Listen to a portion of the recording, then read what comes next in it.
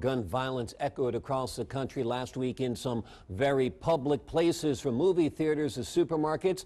Americans are experiencing domestic terror, and they question it, and they wonder, where does it all stop? Ebru's Schmoyer joins us live tonight in studio with a special report, and it is all very disturbing. Yeah, some serious questions being renewed once again. You know, after Sandy Hook, Logan, many people, there was a groundswell of support for addressing gun violence across the country.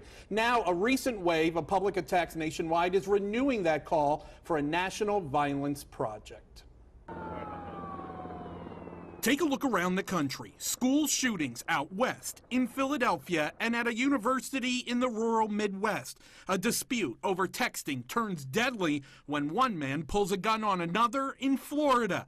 And in Elkhart, Indiana, a man opens fire on female shoppers at a supermarket. We've seen the homicide rate going down in America in general, but not when it comes to mass killings, mass shootings, and serial killings. And I wonder if it's beginning to reveal something about the perpetrators. Is it a thrill kill? Frank Farley is a professor of psychology at Temple University and a former president of the American Psychological Association.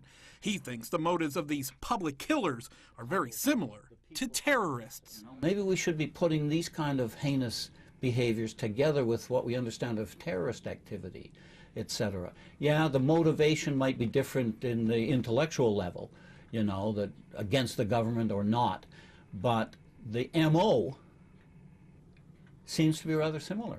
And when we see reports of such public violence play out on television, Farley says it can impact people three ways: desensitizing, increasing fear, or suggesting ideas to people, to possible perpetrators, a kind of copycat.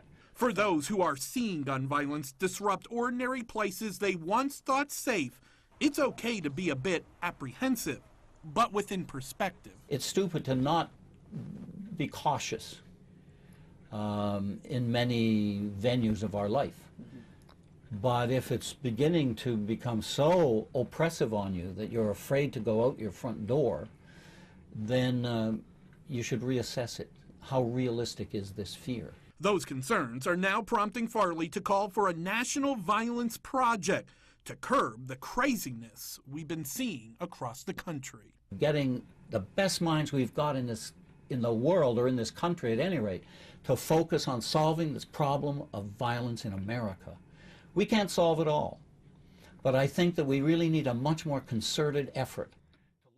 And as part of that effort, the professor says many different parts of our society need to get involved. The media needs to be involved. We need to ask questions about child rearing being involved. Also, what type of education is going on within the school? And finally, Logan, this question that everyone was asking right after Sandy Hook about guns and the availability of guns getting into the wrong hands out there. He said that all needs to come together to have a serious conversation to start curbing, maybe, hopefully, some of this violence. It's interesting, if you look at the trend over the last half century, it has been a television century. When television has gotten increasingly violent, movies have gotten increasingly violent. It used to be they would show a silhouette of a violent crime. Now they show blood splatters and all. Did the professor speak about this at all, the impact of television and movies? You know, he's actually done research on not only the impact of television and movies, but also video games as well. He doesn't draw the most direct link between the two. He's actually saying we're seeing it on our television, like our station,